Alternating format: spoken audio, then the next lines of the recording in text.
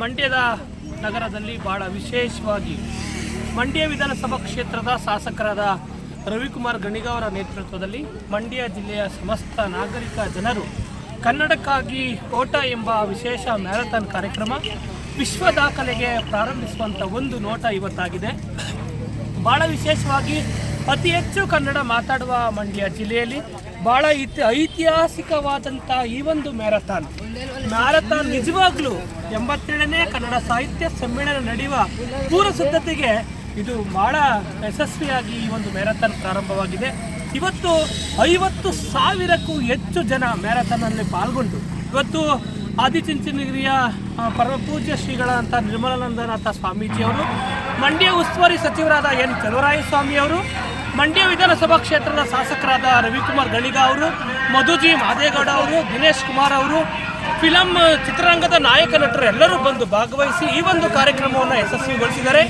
ಅದರಲ್ಲಿ ಮಂಡ್ಯ ಜಿಲ್ಲೆಯ ಎಲ್ಲ ನಾಗರಿಕ ಜನರು, ಮಂಡ್ಯ ನಗರದ ನಾಗರಿಕ ಜನರು, ಎಲ್ಲ ಜನಪ್ರತಿನಿಧಿಗಳು, ಎಲ್ಲ ಹೋರಾಟಗಾರರು ಕನ್ನಡಕ್ಕಾಗಿ ಓಟಕ್ಕೆ ಪಾಲ್ಗೊಂಡು ಕನ್ನಡವನ್ನು ಮೇಲ್ದರ್ಜೆಗೇರಿಸುವ ಪ್ರಯತ್ನಕ್ಕೆ ನಾಂದಿ ಹಾಡಿದ್ದಾರೆ. ಭಾಳ ವಿಶ್ವ ದಾಖಲೆಯಾಗುವ ಈ ಮ್ಯಾರಥಾನ್ ಇಡೀ ರಾಜ್ಯಕ್ಕೆ ಮಾದರಿಯಾಗಬೇಕು ಅನ್ನುವಂಥ ಆಶಯದೊಂದಿಗೆ ಈ ಒಂದು ಮಾಧ್ಯಮದ ವಿಡಿಯೋವನ್ನು ಮಾಡ್ತಾ ಇದ್ದೀವಿ.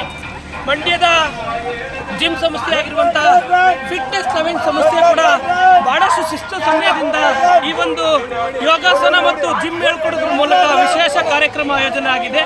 ಈ ಒಂದು ಮ್ಯಾರಥಾನ್ ನೋಡಿ ಎಷ್ಟು ಜನ ಬರ್ತಾ ಇದ್ದಾರೆ, ಲಕ್ಷಾಂತರ ಜನರ ಈ ಒಂದು ಮ್ಯಾರಥಾನ್ಗೆ ಸಪೋರ್ಟ್ ಮಾಡ್ತಾ ಇದ್ದಾರೆ. ಹಾಗಾಗಿ ಇದು ವಿಶ್ವ ದಾಖಲೆಯ ಕನ್ನಡ ಸಾಹಿತ್ಯ ಸಮ್ಮೇಳನ ಆಗುತ್ತೆ ಅನ್ನುವಂಥದ್ದು.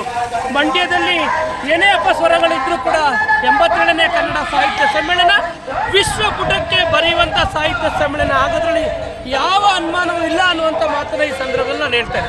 ಜೈ ಹಿಂದ್, ಜೈ ಕರ್ನಾಟಕ ಮಾತೆ, ಜೈ ಕರ್ನಾಟಕ ಮಾತೆ.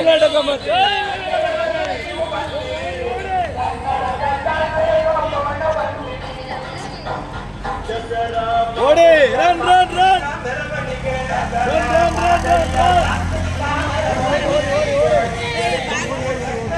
ಅಣ್ಣ ಬಾ ಬಾ ಬಾ.